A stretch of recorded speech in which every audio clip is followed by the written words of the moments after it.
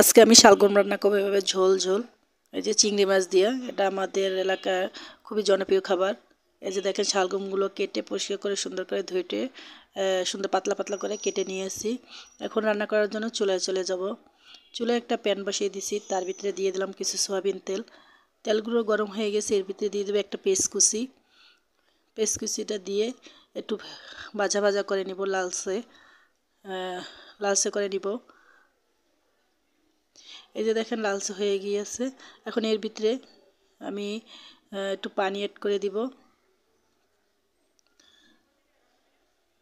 যে পানি দিয়ে দিলাম। পানি দেওয়ার পরে আমি নেড়ে চেড়ে একটু সুন্দর মিশিয়ে নিব। তারপর আমি গুঁড়ো মশলাগুলো ব্যবহার করব। যে মরিচের গুঁড়া, হলুদের গুঁড়া, সাথে ধনিয়ার গুঁড়া আর একটু স্বাদ মতো লবণ দিয়ে দিলাম। দিয়ে এখন নেড়ে চেড়ে সুন্দর করে কষিয়ে নেব। এখন সবগুলো উপকরণ সুন্দরভাবে নেড়ে চেড়ে কষিয়ে নেব। আর এই মশলাটা যত ভালোভাবে কষাবেন তরকারিটা খেতে ততই সুস্বাদু হবে। এই যে দেখেন আমি নেড়ে চেড়ে কষিয়ে নিচ্ছি। আর এরকম ঝোল ঝোল রান্না করলে খেতে দারুণ হয়। দেখেন এই যে মশলাটা তেলটা চলে আসছে উপরে। এখন আমি দিয়ে দিলাম কিছু চিংড়ি মাছ।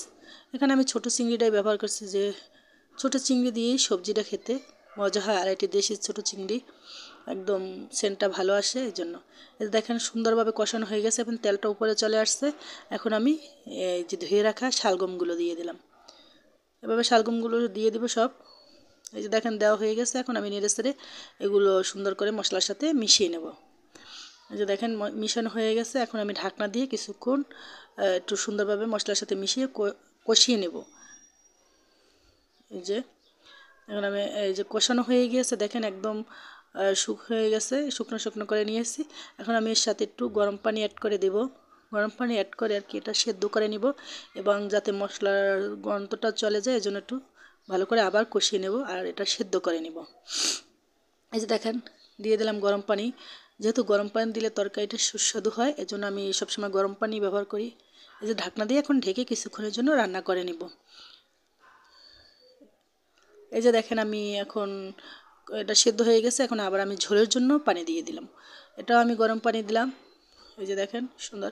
এখন পানি দিয়ে আমি সুন্দর নেড়ে চেড়ে আবার ঢাকনা দিয়ে কিছুক্ষণের জন্য রান্না করে নিব। এই যে দেখেন একদম ফুটে উঠেছে, সুন্দর ঝোলটা টেনে গেছে। এখন আমি এটা লবণ দেখে নিব, লবণটা চেক করে নিব। আর এতে দিয়ে দেব পরিমাণ ধনেপাতা দিলে তরকারিটা সুস্বাদু এবং খেতে মজা হয়। এটা গরম ভাত অথবা রুটির সাথে খেতে খুবই মজাদার। আমাদের এলাকায় এভাবে ঝোল ঝোল তরকারিটা রান্না করে। এটা স্বাস্থ্যের জন্য ভালো, এরকম ঝোল ঝোল। দেখেন এটা খুবই উপকারী একটা তরকারি। এরকম খেলে আপনার একবার খেয়ে দেখতে পারেন, যে অনেক মজা লাগে। এই যে দেখেন ধনেপাতাগুলো দিয়ে দিলাম। ধনেপাতা দিয়ে নেড়ে চেড়ে সুন্দর করে চুলাটা আমি অফ করে দিছি। দেখুন তরকারিটা হওয়ার সাথে সাথে আমি রুটি নিয়ে বসে গেছি খাওয়ার জন্য। এই যে রুটি ভেজে নিয়েছিলাম। রুটি আর গরম গরম ধোয়া ওঠা তরকারি আমার খেতে বেশ মজাই লাগে, এজন্য আমি তরকারিটা হওয়ার সাথে সাথে খেলাম। আর এটা অনেক মজাদার ছিল। আপনারা এভাবে রান্না করে খাবেন, দেখবেন মজাই হবে। আর সবাই আমার ভিডিওটা দেখবেন, আর পারলে শেয়ার করে দিবেন। আর এভাবে খেয়ে দেখবেন রুটি আর শালগমের তরকারিটা অনেক মজার হয়। এই যে দেখেন আমি পুরোটাই সাবার করে দিব। আমি এখানে 3টা রুটি নিয়েছি, আর দেখেন 1 বাটি তরকারি নিয়েছি। পুরোটা আমি খেয়ে শেষ করে ফেলেছি। অনেক মজার ছিল। ধন্যবাদ সবাইকে।